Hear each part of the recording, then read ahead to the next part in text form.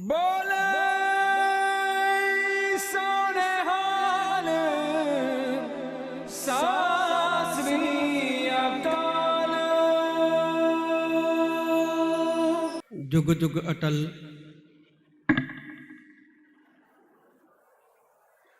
लोक परलोक दे राखे।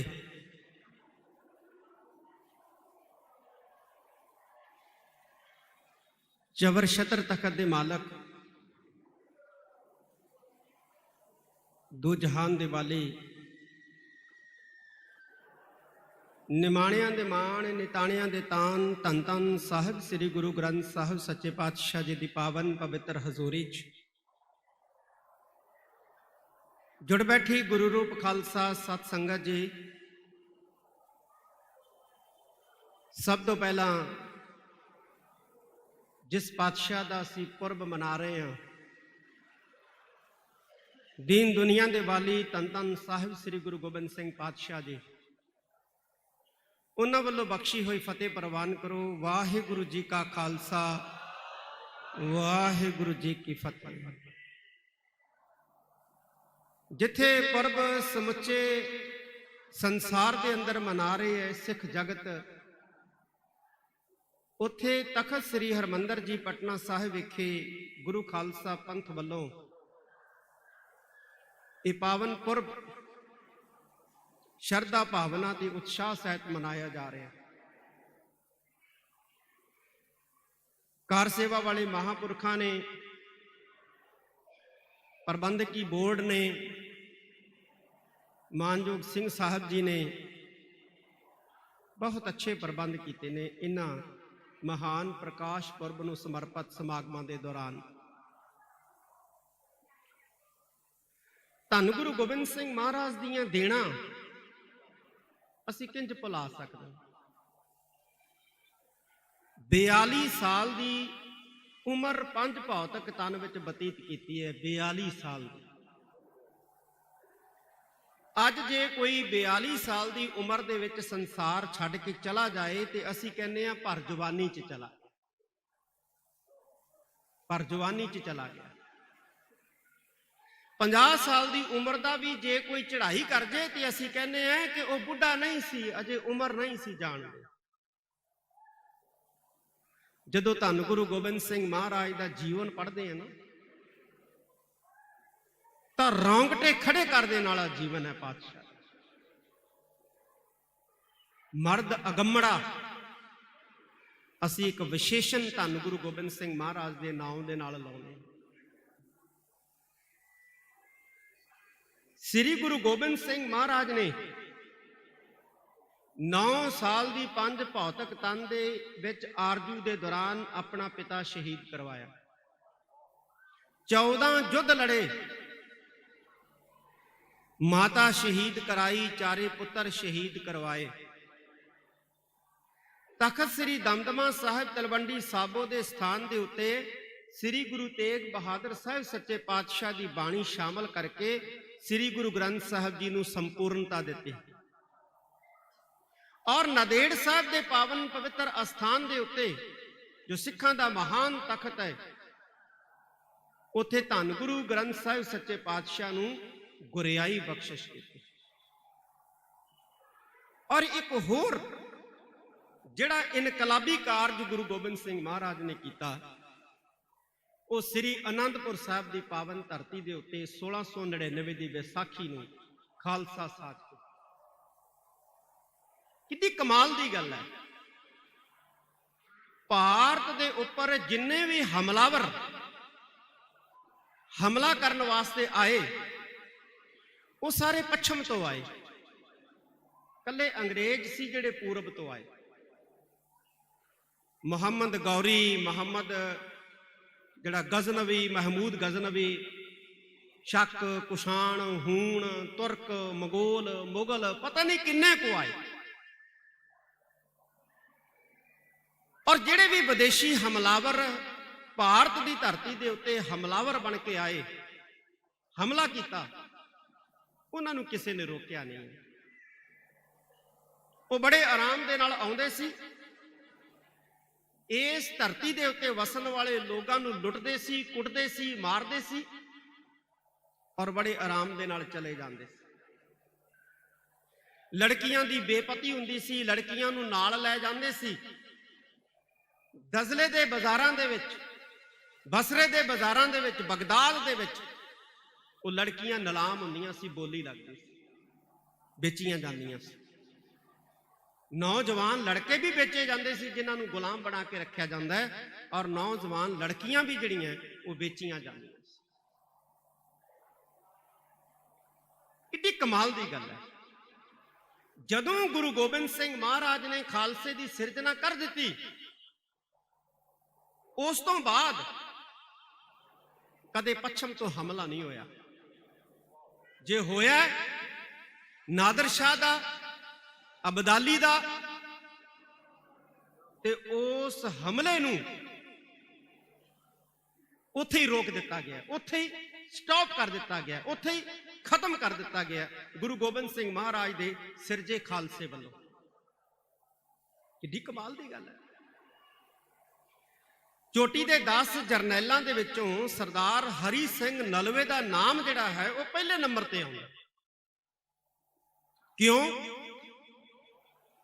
ਕਿਉਂਕਿ ਕਹਿੰਦੇ ਜੀ ਉਹਨੇ ਵਗਦੇ ਹੋਏ ਦਰਿਆ ਦਾ ਵਹਿਣ ਮੋੜਤਾ, ਤੇ ਵਗਦੇ ਦਰਿਆਵਾਂ ਦੇ ਵਹਿਣ ਨੂੰ ਮੋੜਨਾ ਇਹ ਖਾਲਾ ਜੀ ਦਾ ਵਾੜਾ ਨਹੀਂ ਹੁੰਦਾ।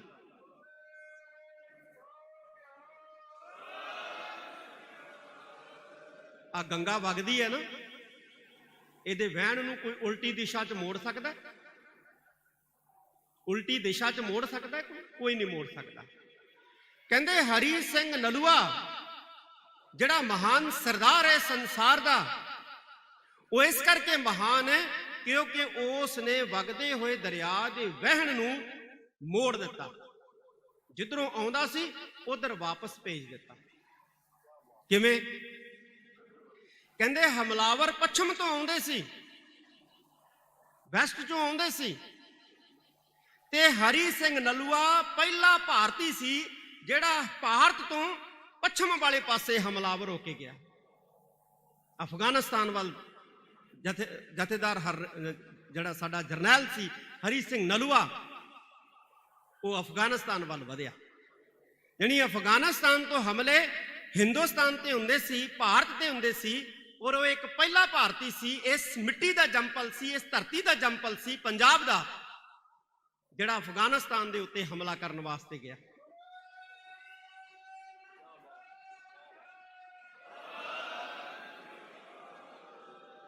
ਇਸ ਕਰਕੇ ਉਹ ਸੰਸਾਰ ਦਾ ਮਹਾਨ ਜਰਨੈਲ ਹੈ। ਇਸ ਧਰਤੀ ਦੇ ਉੱਤੇ, ਪੰਜਾਬ ਦੀ ਧਰਤੀ ਜਿਹੜੀ ਅਟਕ ਤੋਂ ਲੈ ਕੇ ਯਮਨਾ ਦਰਿਆ ਤੱਕ ਫੈਲੀ ਹੈ, ਇਸ ਧਰਤੀ ਦੇ ਉੱਤੇ 5 ਦਰਿਆਵਾਂ ਦਾ ਜਿੰਨਾ ਪਾਣੀ ਵਗਦਾ ਹੈ, ਓਨਾ ਹੀ ਧੰਨ ਗੁਰੂ ਗੋਬਿੰਦ ਸਿੰਘ ਮਹਾਰਾਜ ਦੇ ਪੈਦਾ ਕੀਤੇ ਖਾਲਸੇ ਦਾ ਲਹੂ ਵਗਦਾ ਹੈ।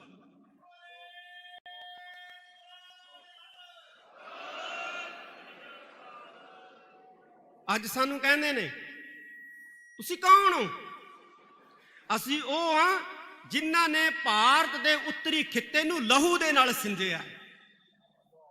ਲੋਕ ਪਾਣੀ ਨਾਲ ਸਿੰਜਦੇ ਨੇ ਆਪਣੀਆਂ ਜ਼ਮੀਨਾਂ ਨੂੰ ਔਰ ਆਬਾਦ ਕਰਦੇ ਨੇ।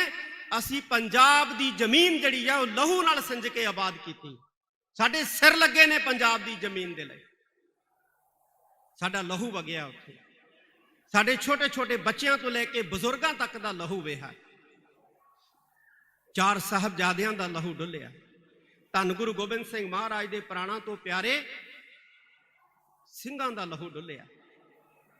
ਭਾਈ ਤਾਰੂ ਸਿੰਘ ਜੀ, ਭਾਈ ਮਨੀ ਸਿੰਘ ਜੀ, ਭਾਈ ਸਬੇਗ ਸਿੰਘ ਜੀ, ਭਾਈ ਸ਼ਹਿਬਾਜ਼ ਸਿੰਘ ਜੀ ਵਰਗੇ ਜਰਨੈਲਾਂ ਦਾ ਲਹੂ ਡੁੱਲਿਆ। ਅੱਜ ਭਾਰਤ ਸਰਕਾਰ ਵੱਲੋਂ, ਭਾਰਤ ਦੇ ਪ੍ਰਾਈਮ ਮਿਨਿਸਟਰ ਜੀ ਵੱਲੋਂ ਇੱਕ ਅਨਾਉਂਸਮੈਂਟ ਹੋਈ ਹੈ ਕਿ 4 ਸਾਹਿਬਜ਼ਾਦਿਆਂ ਦਾ ਇਤਿਹਾਸ ਜਿਹੜਾ ਹੈ 26 ਦਸੰਬਰ ਨੂੰ ਹਰ ਸਾਲ ਉਹ ਭਾਰਤ ਦੇ ਸਕੂਲਾਂ ਦੇ ਬੱਚਿਆਂ ਨੂੰ ਪੜ੍ਹਾਇਆ ਜਾਇਆ ਕਰੇਗਾ।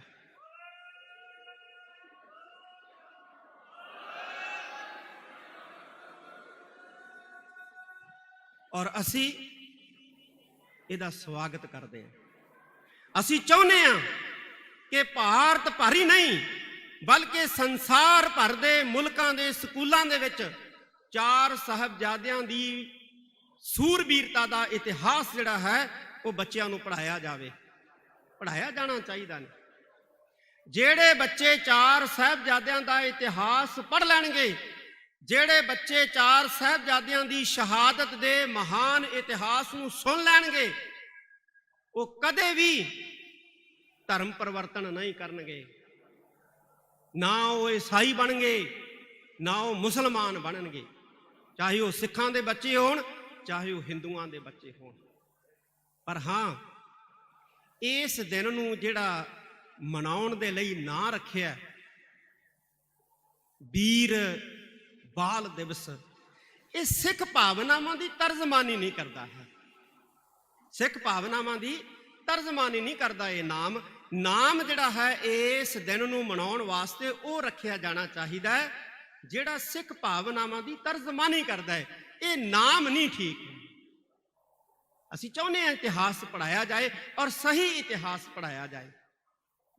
ਅਸੀਂ ਭਾਰਤ ਸਰਕਾਰ ਨੂੰ ਕਹਿਣਾ ਚਾਹਾਂਗੇ ਕਿ ਜਦੋਂ ਵੀ ਇਸ ਤਰ੍ਹਾਂ ਦੇ ਫੈਸਲੇ ਲੈਣੇ ਹੁੰਦੇ ਹੈ ਤਾਂ ਸਿੱਖ ਸੰਸਥਾਵਾਂ ਸਾਡੀਆਂ ਮੌਜੂਦ ਨੇ ਭਾਰਤ ਦੀ ਧਰਤੀ ਦੇ ਉੱਤੇ।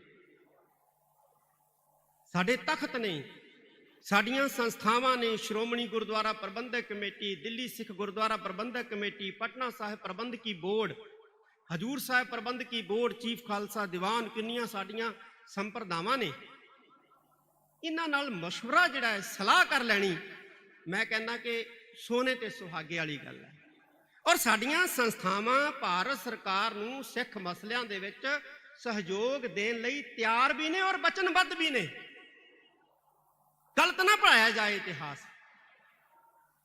ਜਿਵੇਂ ਬਨਾਰਸ ਦੀ ਧਰਤੀ ਦੇ ਉੱਤੇ ਇੱਕ ਪੈਫਲੈਂਟ ਵੰਡਿਆ ਗਿਆ, ਉਸ ਪੈਫਲੈਂਟ ਦੇ ਵਿੱਚ ਇੱਕ ਗਲਤ ਬਿਆਨੀ ਕੀਤੀ ਗਈ ਕਿ ਸ੍ਰੀ ਗੁਰੂ ਗੋਬਿੰਦ ਸਿੰਘ ਮਹਾਰਾਜ ਨੇ 5 ਪਿਆਰਿਆਂ ਨੂੰ ਬਨਾਰਸ ਪੜ੍ਹਨ ਵਾਸਤੇ ਭੇਜਿਆ ਗਿਆ।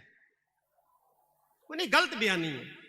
5 ਪਿਆਰੇ ਸਾਹਿਬਾਨ ਨੂੰ ਸ੍ਰੀ ਗੁਰੂ ਗੋਬਿੰਦ ਸਿੰਘ ਮਹਾਰਾਜ ਨੇ ਬਨਾਰਸ, ਕਾਸ਼ੀ ਪੜ੍ਹਨ ਵਾਸਤੇ ਨਹੀਂ ਭੇਜਿਆ। ਹਾਂ, 5 ਸਿੱਖ ਜ਼ਰੂਰ ਭੇਜੇ ਸਨ।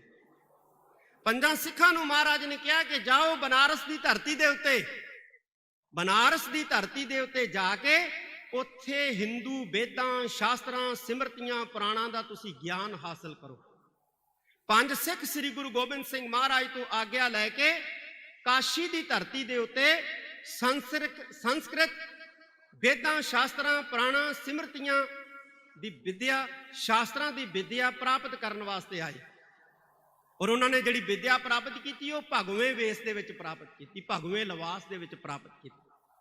ਜਦੋਂ ਵਿਦਿਆ ਦੇ ਵਿੱਚ ਨਿਪੁੰਨ ਹੋ ਕੇ ਉਹ ਧੰਨ ਗੁਰੂ ਗੋਬਿੰਦ ਸਿੰਘ ਮਹਾਰਾਜ ਦੇ ਪਾਸ ਗਏ, ਕਿਹਾ ਮਹਾਰਾਜ ਆਪ ਜੀ ਦੇ ਆਦੇਸ਼ ਦੇ ਮੁਤਾਬਕ ਅਸੀਂ ਕਾਸ਼ੀ ਦੀ ਧਰਤੀ ਤੋਂ ਵਿਦਿਆ ਗ੍ਰਹਿਣ ਕਰਕੇ ਆਏ ਹਾਂ, ਹੁਣ ਸਾਨੂੰ ਅਗਲਾ ਆਦੇਸ਼ ਕੀ ਹੈ? ਮਹਾਰਾਜ ਕਹਿੰਦੇ ਹੁਣ ਅਗਲਾ ਆਦੇਸ਼ ਇਹ ਹੈ ਕਿ ਤੁਸੀਂ ਜਾ ਕੇ ਪੂਰੀ ਦੁਨੀਆ ਦੇ ਵਿੱਚ, ਭਾਰਤ ਭਰ ਦੇ ਅੰਦਰ ਸਿੱਖੀ ਦਾ ਪ੍ਰਚਾਰ ਕਰੋ। ਔਰ ਨਾਲ ਸਤਿਗੁਰਾਂ ਨੇ ਕਿਹਾ, ਕਹਿੰਦੇ ਹੁਣ ਤੁਹਾਨੂੰ ਇਹ ਭਗਵਾਂ ਵੇਸ ਜਿਹੜਾ ਹੈ ਇਹ ਲਾਉਣ ਦੀ ਜ਼ਰੂਰਤ ਨਹੀਂ ਹੈ। ਦੇਖੋ ਕਿੱਡੇ ਦੂਰ ਅੰਦੇਸ਼ ਸਤਿਗੁਰੂ ਸੀ। ਉਹਨਾਂ ਨੂੰ ਪਤਾ ਸੀ ਕਿ ਹਿੰਦੁਸਤਾਨ ਦੇ ਅੰਦਰ, ਸਨਾਤਨੀ ਮਤ ਦੇ ਅੰਦਰ ਇਹ ਜਿਹੜਾ ਭਗਵਾਂ ਭੇਖ ਹੈ ਇਹ ਸਨਮਾਨਯੋਗ ਹੈ, ਸਤਿਕਾਰਯੋਗ ਹੈ। ਜਦੋਂ ਭਗਵੇਂ ਭੇਖ ਦੇ ਵਿੱਚ ਜਾ ਕੇ ਇਹ ਸਨਾਤਨੀ ਲੋਕਾਂ ਦੇ ਵਿੱਚ ਸਿੱਖੀ ਦੀ ਗੱਲ ਕਰਨਗੇ ਤਾਂ ਸਿੱਖ ਜਿਹੜੇ ਹੈ ਉਹ ਜ਼ਰੂਰ ਬਣਨਗੇ ਸਨਾਤਨ। ਇਸ ਕਰਕੇ ਇਸ ਭੇਖ ਨੂੰ, ਇਸ ਲਿਬਾਸ ਨੂੰ ਲਾਉਣ ਦੀ ਜ਼ਰੂਰਤ ਨਹੀਂ ਹੈ। ਤੇ ਅੱਜ ਅਸੀਂ ਭਗਵੇਂ ਭੇਸ ਤੋਂ ਨਫ਼ਰਤ ਕਰਨ ਲੱਗ ਪਏ। ਜਿਹਦੇ ਭਗਵਾਂ ਪਾਇਆ ਹੁੰਦਾ ਉਹਨੂੰ ਅਸੀਂ ਕਿਸੇ ਹੋਰ ਨਾਲ ਜੋੜ ਦਿੰਨੇ। ਇਹ ਤਾਂ ਜੀ ਫਲਾਨੀ ਜਥੇਬੰਦੀ ਦਾ, ਫਲਾਨੇ ਧੜੇਬੰਦੀ ਦਾ। ਭਗਵਾਂ ਲਿਬਾਸ ਜਿਹੜਾ ਹੈ ਉਹ ਕਿਸੇ ਦਾ ਪੇਟੈਂਟ ਨਹੀਂ ਕਰਵਾਇਆ ਹੋਇਆ। ਧੰਨ ਗੁਰੂ ਗੋਬਿੰਦ ਸਿੰਘ ਮਹਾਰਾਜ ਮਹਾਨ ਸਤਿਗੁਰੂ ਸਨ, ਦੂਰ ਅੰਦੇਸ਼ ਸਨ, ਔਰ ਉਹਨਾਂ 5 ਸਿੱਖਾਂ ਨੇ ਭਗਵੇਂ ਵੇਸ ਦੇ ਵਿੱਚ ਸਿੱਖੀ ਦਾ ਪ੍ਰਚਾਰ ਕੀਤਾ ਔਰ ਨਿਰਮਲੇ ਸਦਵਾਏ, ਸੰਸਾਰ ਦੇ ਅੰਦਰ ਨਿਰਮਲੇ ਅਖਵਾਏ।